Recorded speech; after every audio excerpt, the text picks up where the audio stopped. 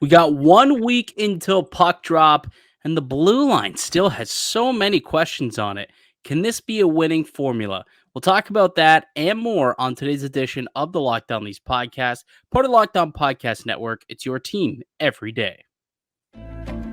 You're Locked On Maple Leafs, your daily podcast on the Toronto Maple Leafs, part of the Locked On Podcast Network. Your team every day.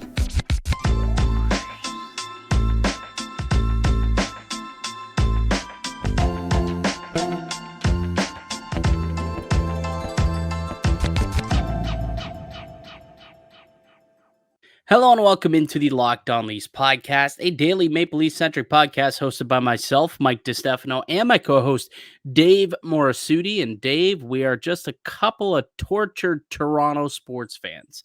Let me tell you, we just finished watching the putrid Blue Jays performance, and I got to tell you, there's a lot of parallels between the Jays in the postseason and the Leafs in the postseason. Is there not? Like, does that not just remind you of what we always see happen in the springtime with the Stars of Toronto?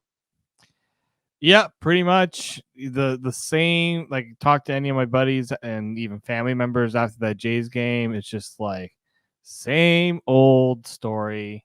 I mean, they said a lot of other things I cannot repeat on this broadcast. Bleep, But bleep, yeah, bleep, bleep, bleep, bleep, bleep, bleep, bleep, bleep, bleep, bleep. with a few finger motions to go along with it as well. Yeah, exactly.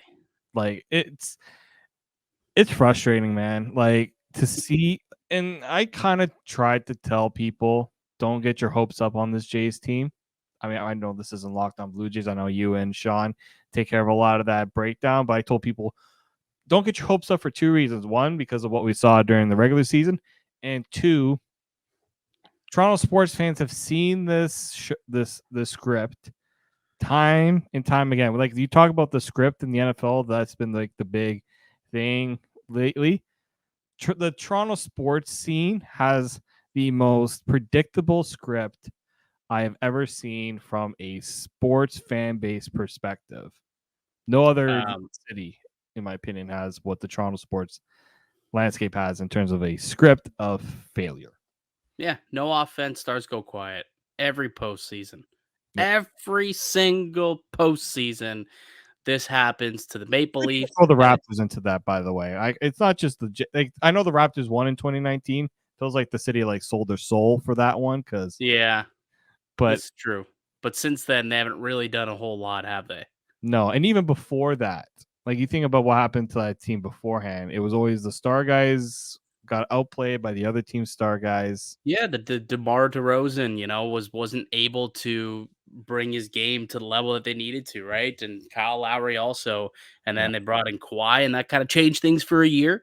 And then they were never really able to, bounce back after Kawhi ditched them and left. And but the Jays and the Leafs in particular, these two teams are still just searching for some sort of success. Like, I know the Jays had a little bit of success back in 2015, 2016, where at least they had one series. And, they did make it all the way to an NLCS, a few years back. But it just, the last couple of seasons, like this iteration, the current cores of the group, the Vladdy Bo core and the Matthews and Marner core, just seems like, it's the exact same story where they consistently have just like fumbled the bag here in the postseason and just can't provide any offense for their clubs. Yeah, it's the stars who are failing, right? We talked, That's what I'm everyone saying. talked about Austin Matthews and Mitch Marner. Bo Bichette and Vladdy are the two it's almost like that duo. Look in the mirror. Dave, this is exactly what I just said, guy. Like what I'm saying, like, it's just look in the mirror. Yeah. And people Same. and it's funny because a lot of my family members is like, I'm not gonna watch the Leafs, and I'm like, but you watch the Blue Jays. like It's the same thing, bro. You have the same conversations about the Blue Jays that you do the Leafs. The only difference is technically Blue Jays games are a little bit cheaper to attend than Leafs games. Yeah, just you can get tickets to these games in Minnesota for like $10. It's insane. Insane. I heard a whole bunch of people from Thunder Bay apparently did whip down to Minnesota and catch a game. Some of the people who lived in the, Manitoba, Northern Ontario border, tried to whip down there. I did see a bunch of Blue Jays, fans cheering. There wasn't a lot to cheer for, unfortunately. But they got one more chance to extend the season. They do play today. One more game. Jose Barrios going to go to the mound. As you mentioned, Dave, before, I don't think I've mentioned it on this podcast, but for the duration of the playoff run, which really could just be one more episode, One more day. I am filling in pinch hitting on the Locked On Jays podcast. So if you are curious if there is a Locked On Blue Jays pod, yeah, there is. And, we're doing daily coverage there as well. Myself and Sean Woodley, who's the co-host of the Locked On Raptors pod. So just a couple tortured sports fans who are out there. I chat Leafs for a living. He chats Raps for a living. And we joined up to talk about the Blue Jays. And hey, it's the same old story no matter what. Just insert star name here, and it literally is the same script. Anyways, speaking of the Toronto Maple Leafs, though, they were not in practice today. They made their way up to Gravenhurst, where they will get in a couple of practices. They're doing some team bonding activities over the next couple of days, and then they got a game against the Detroit Red Wings on Thursday. I believe they're just there for a couple days. I know that on yesterday's pod, I think I said that, they were going to be there for a few days and then some were going to come back and play, but I think they're all coming back Thursday and going to play that game. Or whoever is billed to play will play. Roster, I'm like, they kind of need these guys to come back. Otherwise, yeah, not going to have enough players to play. Yeah, so they'll get some guys out in that game, obviously. So they're going to be out there for a couple of days, though, having some fun as a team. Hopefully, all is well for them, and they can get get that bonding going, so that they can make sure that they're a close knit team, and try and exercise those demons that do exist within the Toronto sports scene. The Jays will try and do it today, and hopefully, the Maple Leafs, who technically did actually exercise their demon last year. I don't know if you saw this, actually. Just one more quick reference with the Blue Jays and the Maple Leafs. David Alter, who covers the Leafs daily basis, great reporter, beat reporter for the Hockey News and Sports Illustrated. He was tweeting at the game, or tweeting about how both the Toronto Maple Leafs and the Minnesota Twins coming into this 2023 season, neither team had won a playoff game since 2004. The Maple Leafs did it, and then finally the streak is snapped. Also, or I guess had never won a series for the Toronto Maple Leafs, and they finally won a series, and then finally the Twins win themselves a game. So just another kind of link, I suppose, out the city of Toronto sports and playoff disappointment, I suppose. But yes, the Toronto Maple Leafs not on practicing today. They're down in Gravenhurst.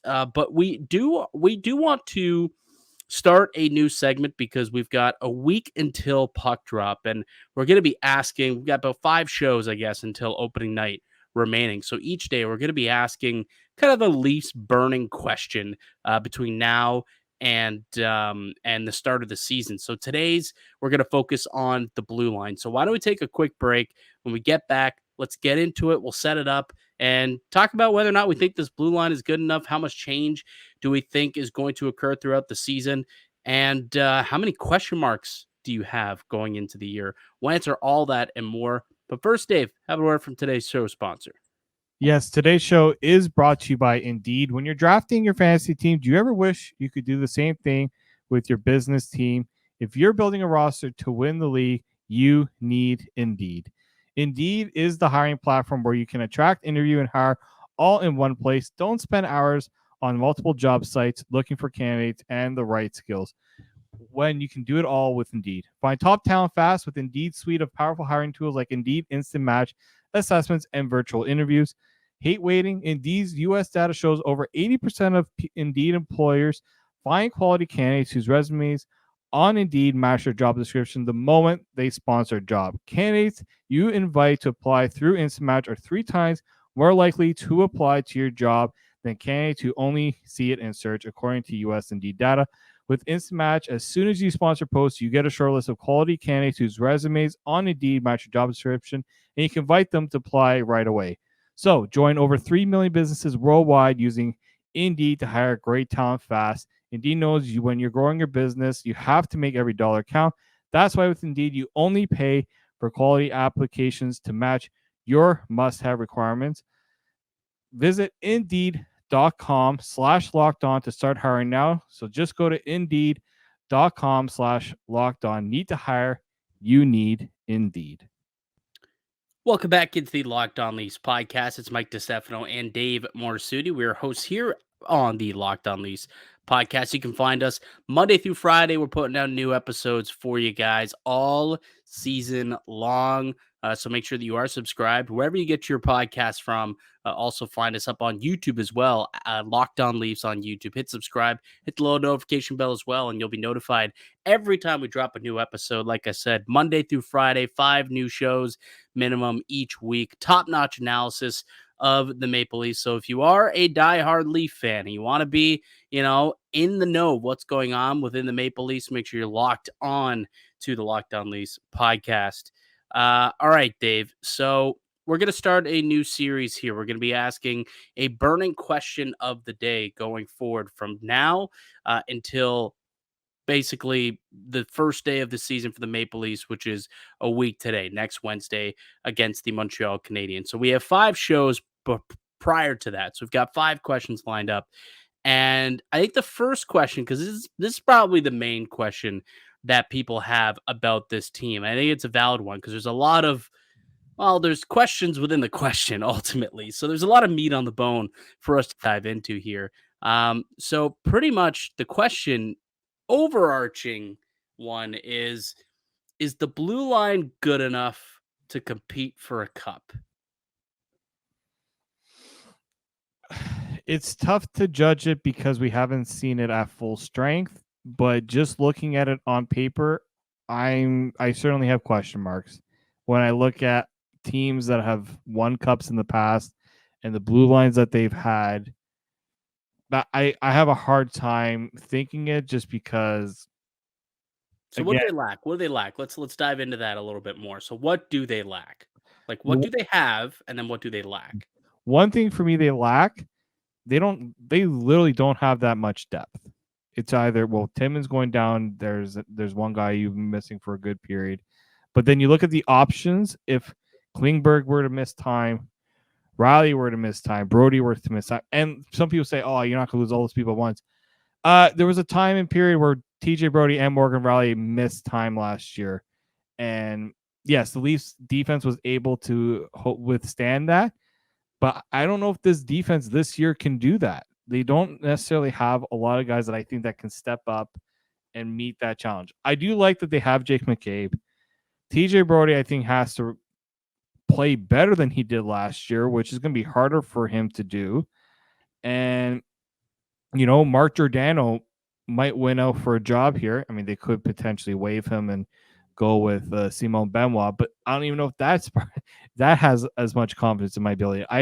Happy belated, by the way. Just turned 40 years old yesterday. 40 years old for all. I'm good at Mark Giordano. Like 40 is impressive to still be playing in the NHL at 40 years old, but at his age, the Leafs have to find a way to give this guy days off and things like that. But look, we did that whole salary cap breakdown yesterday. And they got to make some really tough decisions to even get somebody here that can spell him some days off. Yeah, absolutely. So it's going to be interesting. The only other way, I suppose, you could do like 11-7, maybe, just to give him some lesser minutes, I suppose, would kind of be the way to do it. Or 11-6. I don't even know what you try and do there to try and lessen the load. But regardless, yes, massive question marks when it comes to multiple pieces on this blue line. I think that is really the why it's so much in question of whether or not this blue line is good enough, is because I don't really have confidence to say that there is like any blue liner that I feel good about, that I know what I'm going to get from. Like, can you tell me what you're going to get this year out of Liljegren? I have a hard time really defining what his role is going to be. Can you definitively tell me what we're going to get out of TJ Brody? Him, definitely not. Why? For me, it's like he finally played his first game, but I don't know if we're gonna get the TJ Brody who looked lost at times in his own zone, looked a little overwhelmed, or are we gonna get the TJ Looked slow last year. who took a step back? I don't know if we're gonna get a TJ Brody that's actually maybe found a pep in his step, which at his age, it's tough to do. I don't like going with the age question a lot with defensemen, but defensemen who don't have speed but then lose speed, that's a problem. That's problematic. And I know he's a stay-at-home and he's not expected to join the rush and do things like that, but you have to be able to react, right? In the Yeah. to be a shutdown guy. Like Brody can skate. Don't get me wrong. Like Brody's always been like a decent skater, but it did look like he lost maybe a step a little bit last year. Now, injury definitely could have been, part of the problem there. He did suffer an injury pretty early on in this season where he missed, a month of a good chunk of time. And did it linger throughout the year? I mean, he didn't come out and say it did, but perhaps that is the case. So I think we do have that question mark on TJ Brody. Like, was last year just a blip for him? Or is he slowing down heading into his age 33 season, which is where we typically see, players start to decline into their early 30s. So I think that is a legitimate question mark to have. And, 2 years ago, he was somebody who you felt confident about. You knew what you were going to get at a steady Eddie, TJ Brody. He was this team's most, relied upon, dependable defenseman that they had. And now, if he's, taking a step back and if he gives you the same output that he did, in the second half of last season, I don't know if that's good enough anymore to be anchoring a top pair alongside Morgan Riley. So there's totally a big question mark on TJ Brody. And what about Morgan Riley? I mean, let's be honest here. Morgan Riley had a tale of two halves last season, right? There were times where Morgan Riley wasn't very good, where you sat there and thought to yourself, man, this guy looks slow. Looks like he's lost his step.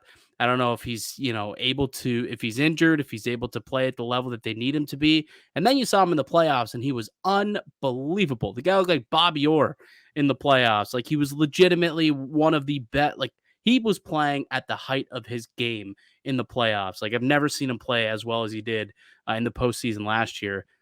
Can he play like that this year? Like, can he replicate the way that he was playing like that without Luke Shen? Like, how much of it was Luke Shen, or how much of it was this guy just playing confident? And can he dig deep and find that Morgan Riley again? That's another guy where if he can bring that element and the same tenacity that he brought last year in the postseason and give you an 82 game plus another playoff like that, you feel a little bit better about this blue line if that's the type of Morgan Riley you're going to get all year. Yeah, you need the explosive Morgan Riley. You need the Morgan Riley that's going to drive play, that's going to assert himself into the offense. But you also need the Morgan Riley that's got to realize he can't do it all the time, and he has to make the smart decisions, right? He's not going to be the shutdown guy making hits in the defensive zone, but he's the one that's got to make the smart plays, use his skating to get himself out of trouble rather than trying to pass it too much. I feel like his skating is what should be his, the thing that helps this Leafs team really take that next step and maybe ease some of those questions is he can use that skating. Problem is he didn't really do it last year because we know he had some injuries. It took him some time to get back. But he spent a lot of time playing, with Justin Hall and TJ Brody, and he wasn't, spending a lot of time with not Brody, Liljegren. He spent some time with Brody as well, but that Brody was coming back from injury himself. So, Brody wasn't himself. So how much did that impact Morgan Riley? No, there were a lot of situations last year that, could speak to maybe why he didn't look quite like himself, like a top pair defenseman that we've known him to be. But then he really rounded out his game and found a way to get it done in the playoffs like that. I mean, that series against Tampa Bay, he was incredible. So if he can play like that for this team this year, I think that at least is a positive for the Maple Leafs. But if not, another question mark for Morgan Riley. Yeah. We can keep going down the list. Why don't we take a quick break, and when we get back, we'll see is there's question marks on the remaining guys who we expect to be on this blue line, or is there someone who is at least steady Eddie?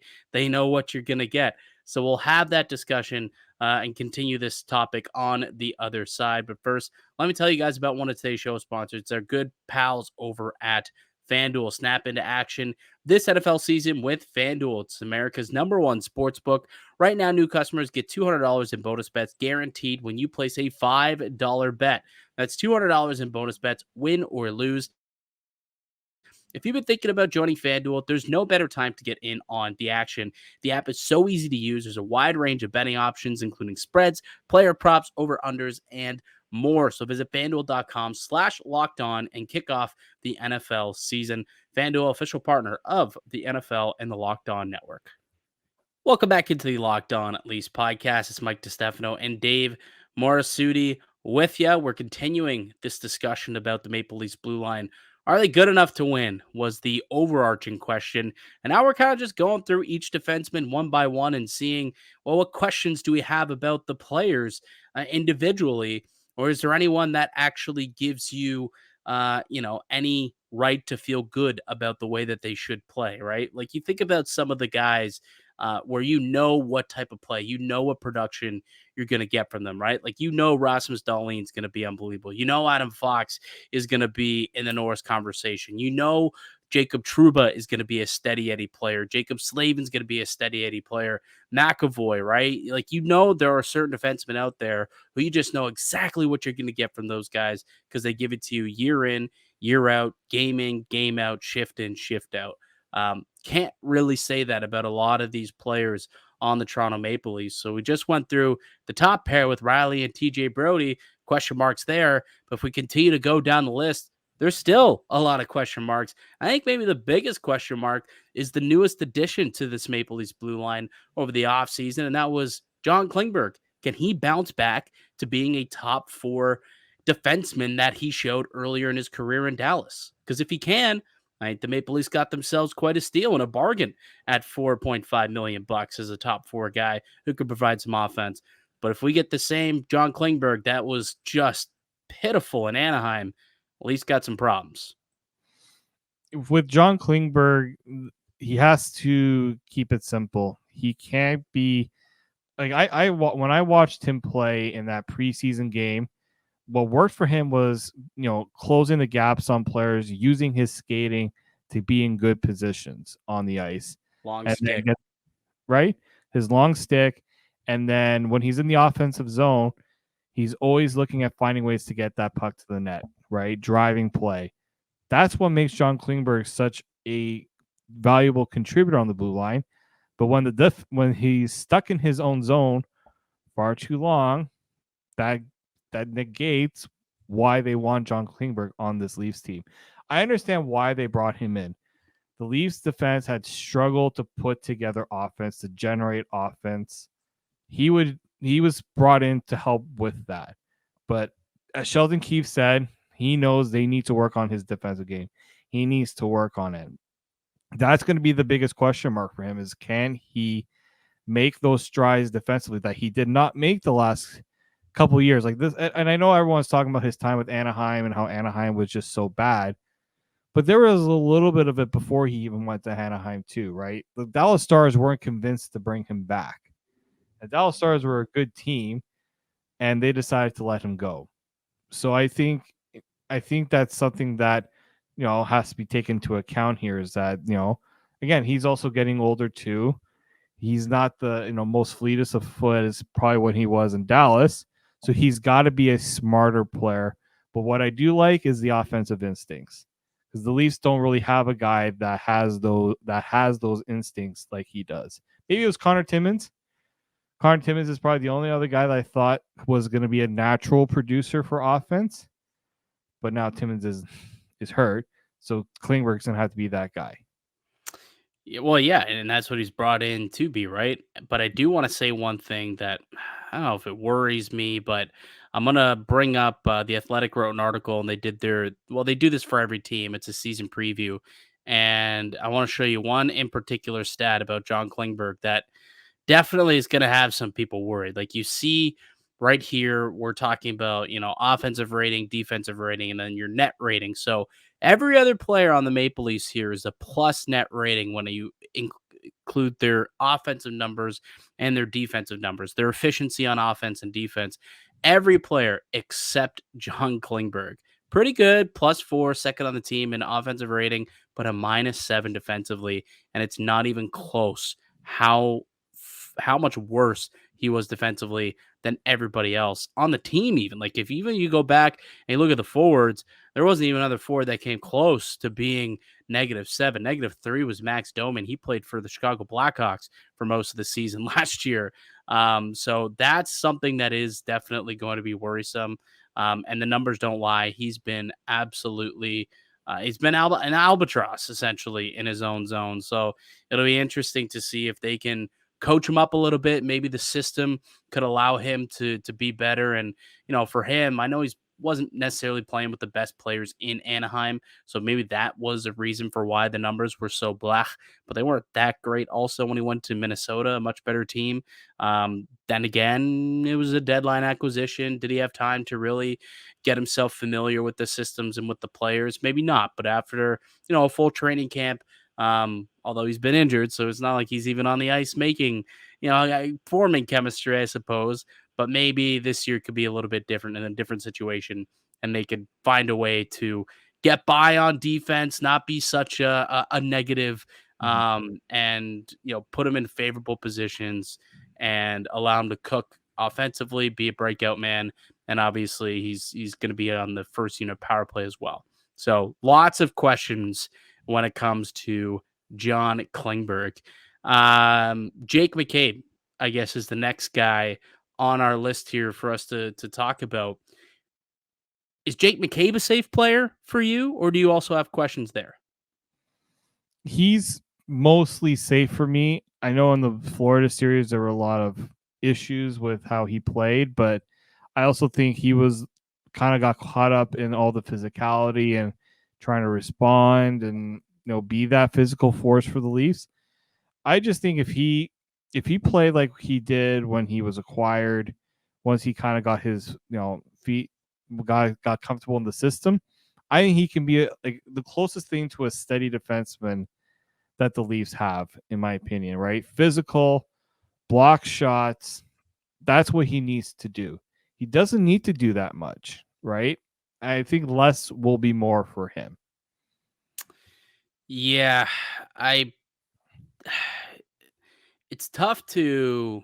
I wouldn't say he's the most steady defenseman they have. Like, there's still is going to be question marks about Jake McCabe, but it's more so I think can he handle more important responsibilities. We saw him get exposed in the playoffs, not only against Florida but also against the Tampa Bay Lightning. Like, this guy was, I think he was on the ice for like 9 of the 13 goals or something like that in that series against the Maple Leafs. So and that was when he was playing on a shutdown pair with TJ Brody. So if he's not going to be thrust in those positions where he doesn't have to play those difficult minutes, and he gets put in favorable positions, maybe you do feel more comfortable.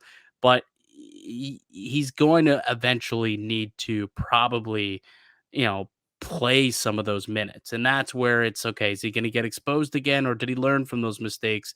And can he be a number 4 defenseman for this team? Because they're going to need it, right? Like, he's supposed to be the Jake Muzzin replacement. Muzzin was a number 4. He was a good number 4. And that's what they're going to need McCabe to be as well.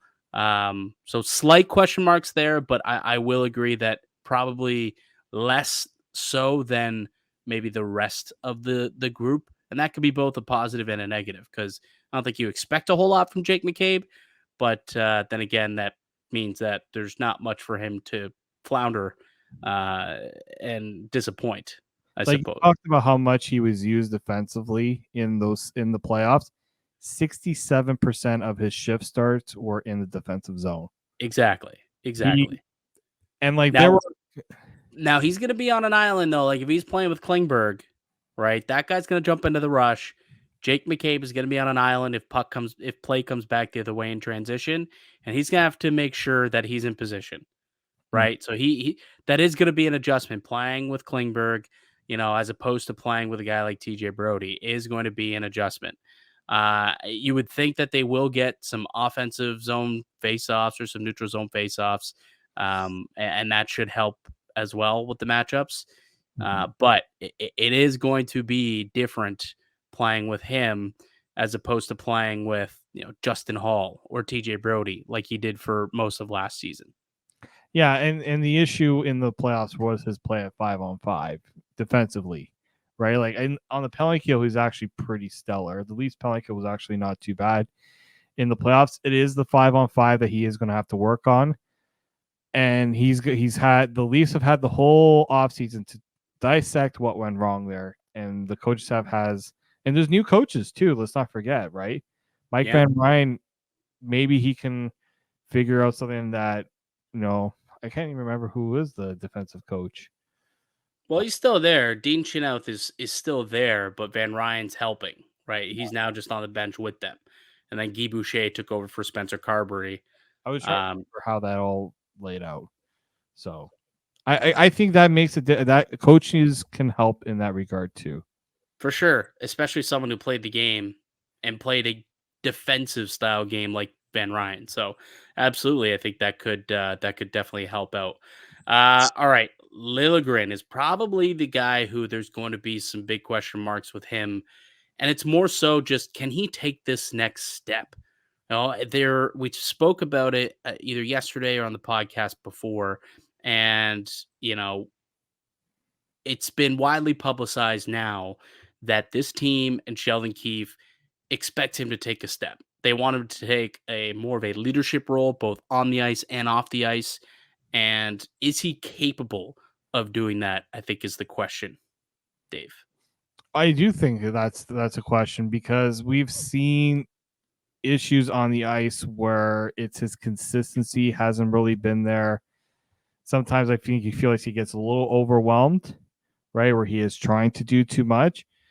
But I think the confidence that the team and the veterans show in him maybe will give him some of that confidence, right? That I know that maybe it's been tough for him because he hasn't really had a defined role since he's come to the NHL. He's kind of been play top earth Morgan Riley. Now you're on the third pairing. Oh, now you're going to be out of the lineup because we trusted Justin Hall more than you, right? Yeah. That the flip flopping of his role, he hasn't had a defined role that he can just work on it, and that's his. I don't know if he's going to have a defined role this year either, though. Like there's still going to be some movement. Yeah, I do. I think But there'll be definitely be some tinkering, but I think this is the time for this coaching staff to show the confidence in what they think he can do and what the potential he has. I mean, like, I wouldn't be surprised if he sees a little more time the penalty kill. Right? He's not playing on the power play. He was in the past. Maybe he'll get a little bit of time on the second power play unit. If I'm not, I don't. I think it's. I mean, now that they brought in Kling- Klingberg, right? Like Morgan Riley's going to go on the second unit, and you I could think also he might see. be on the second unit too, but at the same time, like that's not like you're just kind of up in there mop up duty, right? Yeah, Like 18 seconds left at the end. yeah, It is what it is. I think for him, they need him to take the strides defensively because offensively, I just don't know if he has it.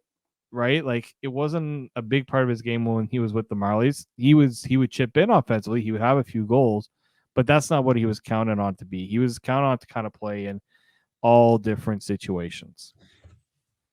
Okay, so let's put a hypothetical here. Okay, and we talked about Giordano also briefly at the start, right? 40. Can he play like last year you saw the wheels come off in the postseason. Like again, is that age or was that wear and tear? What does he look like this year? I think that's also a very valid question when it comes to 40-year-old Zio Gio. But let's say, just for hypothetical purposes, Dave, that everyone has a good season, right? Things go right for everybody. So Morgan Riley plays just like he did in the playoffs. You get that bounce back from TJ Brody. You get that bounce back from John Klingberg, and you end up getting a steady number 4, type of play from Jake McCabe. You get Liljegren, who kind of takes that next step and gives you real solid third line minutes, who could be potentially move up in the lineup if need be. And then you get Giordano, who, comes in and out of the lineup, but provides you solid third pair minutes when he is there. If everything goes right for this blue line, are they good enough then? Or do you still think, even if everything goes perfectly and swimmingly, it's still not good enough? If everything goes right, I think they can be a pass. Like they can be passable.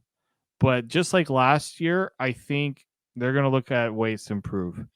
Like they're going to look and get a good look at this roster, and I think they're going to see there are areas where they can upgrade.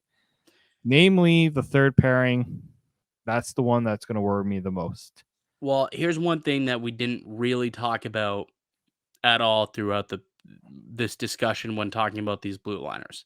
And it's been a massive discussion ever since Tree Living came to this team. And we speak about this group. The lack of size. Yeah. So regardless, however well they can play offensively, Riley, Klingberg, Liljegren, is it going to matter when the postseason gets here? Because size is so key. We saw that last year in the playoffs, right? You look at the Final Four, you had three of the top defensive teams that were just mutants. You look at who won the Stanley Cup. They got mutants out there on the blue line in Vegas. So that's where I do still have questions, where it's like this team, can they perform to the point where they look good in the regular season and they rattle off 110 points and they allow Samsonov to have, real solid numbers again, potentially get him an all-star bid? I think it's possible. It really truly is. And there's no, questions, I guess, about the way that the blue line's playing. But when push comes to shove, quite literally, I guess, are they going to be able to hack it come playoff time, knowing what we know and how things shake out in the postseason? That's to me still a massive question. Is will size and the lack thereof of this blue line play a factor in the spring? This is why when we were doing our off-season look-aheads and I read the comments and a lot of people saying, oh, they should go and get a guy like Zadorov from Calgary. Well, why is Zadorov such a popular name? Because he's got size, right? He's like out of all the defensemen in the NHL, and with the Flames situation, maybe them having question marks that they can contend. Zadorov's the ideal target for a trade. Obviously, the Flames view themselves as a team that can't compete, so why would they trade Nikita Zadorov, right? When we look at any targets that we were floating around for the Leafs to potentially go after to look at, majority of those guys had size because it's the one thing they really did lack. Look at who they brought in at the trade deadline. Luke Schenn was a guy that they targeted and had wanted to bring back because he had size and physicality, and his play thrived in the playoffs. He was one of the few defensemen that I didn't have a lot of bad things to say about because he knew that if he used his size and his physicality, he was going to succeed in the playoffs. And unfortunately, you brought Vegas. That's like the prime example of what you need in the playoffs. Size, you need some skill, and they certainly had that. But it's hard to get that. Teams aren't giving that away, nor should they be. And the Leafs, unfortunately, haven't drafted and developed those guys either to say, we don't need to go out and trade and sign those guys because we have them in-house. The Leafs don't have that either. No, and even look at the blue line, like the young guys that they do have, like Liljegren's, a little undersized. He's not undersized, but like he's not a Hulk. He's sub 200 pounds. You look at Topi Niemelä, who is undersized. I think Kokanen's 200 pounds. I think I saw when I was looking at his height and weight chart, 6'2", 200. Like that's an okay size. Simo Benoit's a good size, but like they don't have any top defenseman. And that's always kind of been a problem. They finally fixed out the forward group where they went and they added, some grit and some toughness into the top end of that forward group. Now, can we see them kind of do the same thing with the blue line? Can they replace maybe a TJ Brody into somebody who can defend? Don't get me wrong. I don't want like a Ryan Reeves type of defenseman out there. That's not what I think we're looking for at this point. But can they go out there and can they make an upgrade? Not only with the style of play, but also, just the size and the physicality and the toughness that's needed come playoff time. I think that is a legitimate question that people are going to have about this team going forward. Like a name, like they're not going to be able to pull off some of these trades for a lot of different reasons. But like, could they potentially be interested in a Colton Parayko? I know that's been something that they've kind of bounced off of. They've talked about it in the past. It was a different management group, although, so maybe that make things a little bit different. But could that potentially be a guy that they're interested in? Tyler Myers, if they can get some money retained, apparently has been a name that's been discussed in the past that Toronto might have interested in at like not at 6 million, but at 3 million, they might have some interest in that type of player, like an Adam Pellick, or like there's a lot of names you can go down the list and potentially find someone. Rasmus Ristolainen, who had a really nice bounce back season last year for Philadelphia, and you know that team's gonna suck this year. Could they potentially be looking to offload some of their guys who are in their mid-20s and won't factor into this rebuild? He's 28 years old, making 5.1. If you can get someone to keep a little bit of money there, perhaps that's something that could get done. Ben Sherratt, like I'm just throwing out names because we always say, oh, it'd be nice to get a big, right shot defenseman or, big defensive defenseman, but then no one ever throws out names. I'm just throwing them out there. Again, these might not be viable options, but they are options at the end of the day. Jamie Alexiak, another guy out in Seattle, who's a big dude, can play the left and the right side. There are some options out there at the end of the day that the Maple Leafs, if they come up with the right package, if Brad Treliving decides, yep, we totally need to improve the size to that group on the back end, there are going to be options throughout the season leading up to the NHL trade deadline. And I can almost guarantee, Dave, that this blue line looks different come was the deadline on the 9th or something this year of March Yeah, it's 7th. early March 7th, I think is. Yeah, let's say March 10th.